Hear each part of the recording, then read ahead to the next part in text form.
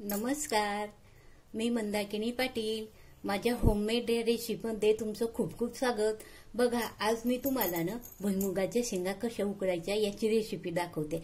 तुम्ही म्हणाल यात काय विशेष, पण काही काहींच्या लक्षात येत नाही की भुईमुगाच्या शेंगा पातळ्यात उकडायच्या का कशा उकडायच्या. पातळ्यात म्हणा किंवा खेड्यामध्ये मोठ्या मोठ्या अशा बटलोई म्हणतात शब्द, तिच्यामध्ये अशा उकडतात, त्याला वेळ लागतो.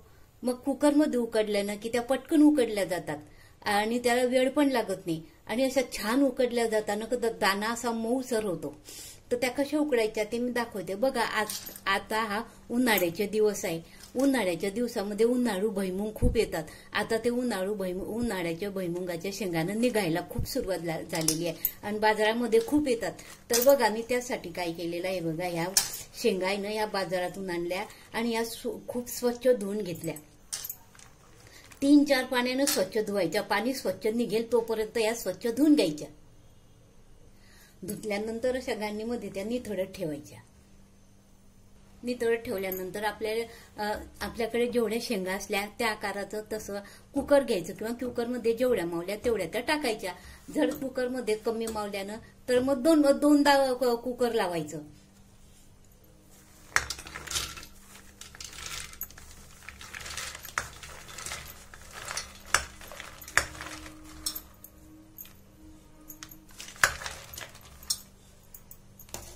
हे बघा, अशा मी या कुकरमध्ये या शेंगा टाकून घेतल्या आधी आणि यामध्ये ना पाणी घालायचं.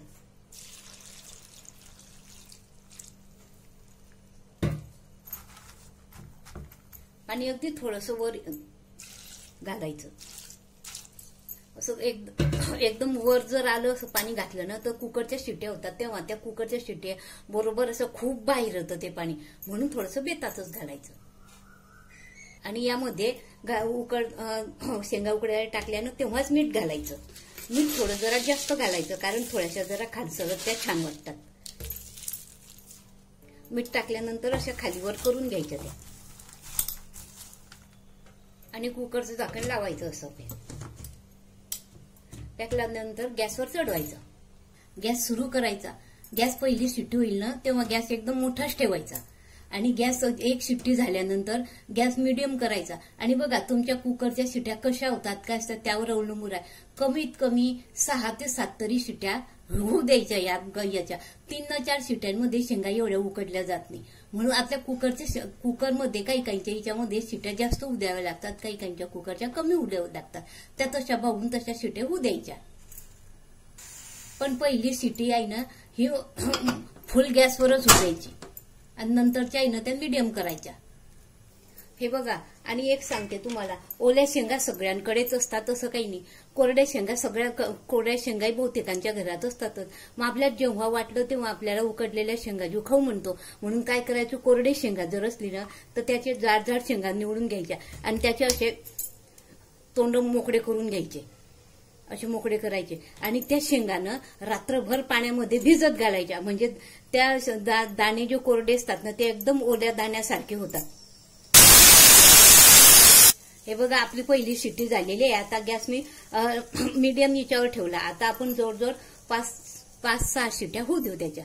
आणि हे बघा, मी तुम्हाला सांगितलं त्या कोरड्या शेंगा असे भिजतात ते दाणे आणि अशा ओल्या शेंगांसारखीच त्याची चव लागते. आणि मग नंतर त्या अशा शेंगा अशा उकळायच्या, त्या पण खूप छान लागतात.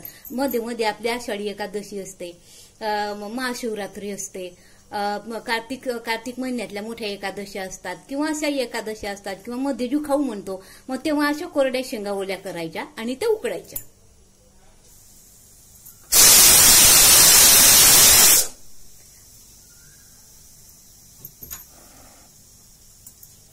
हे बघा, अशा आपल्या ह्या 6 शिट्ट्या झालेल्या आहे. आता आपण गॅस बंद करू. गॅस बंद केल्यानंतर गॅसनं पूर्ण गार होऊ द्यायचं. म्हणजे ते मधल्या ज्या कुकरमध्ये ज्या शेंगा असतात ना त्या छान ऊन जातात. म्हणजे ते दाणे एकदम मस्त मऊ होतात आणि थोडा एकदम गार होऊ द्यायचं. तेव्हा ते कुकर उघडायचं आणि त्या शेंगा आपल्या छिद्राच्या गांडीमध्ये काढून घ्यायच्या. अशा ह्या शेंगा उकडायच्या. कुकर एकदम गार झाल्यानंतर दाखवते मी तुम्हाला. हे बघा आपलं कुकर आता एकदम थंडगार झालेलं आहे.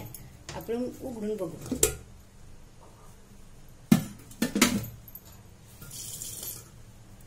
हे बघा शेंगा किती छान उकडल्या गेल्या. तर हे बघा एकदम मऊ झालेले आहे. हाताने दाबता बरोबर तेव्हाच दाबला जातो. आता ह्या ना आपण या छिद्राच्या गाळणीमध्ये काढून घेऊ.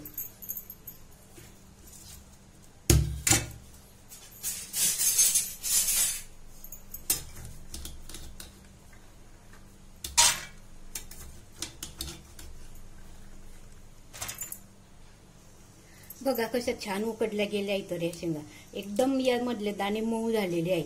आणि या शेंगानं अशा वर्षासाठी जास्त जर असल्यानं तर वर्षासाठी आपण ह्या अशा उकळून घ्यायच्या आणि 3-4 दिवस कडक उन्हामध्ये वाळवून एका छान डब्यामध्ये भरून ठेवायच्या. म्हणजे आपल्याला जेव्हा पाहिजे तेव्हा या खाता येतात. अशा हे उकडलेल्या शेंगांची एक उन्हाळ्यातली वाळवणाची ही एक रेसिपी जाई एक म्हटलं तरी चालेल. बघा तुम्हाला माझी ही रेसिपी उकडलेल्या शेंगांची रेसिपी आवडली असेल लाईक करा, शेअर करा, सबस्क्राईब करा आणि बेल आयकॉनचं बटन दाबा. म्हणजे अशा मी नवीन व्हिडिओ अपलोड केले म्हणजे सरळ तुम्हालाच दिसतील. धन्यवाद. श्री स्वामी समर्थ.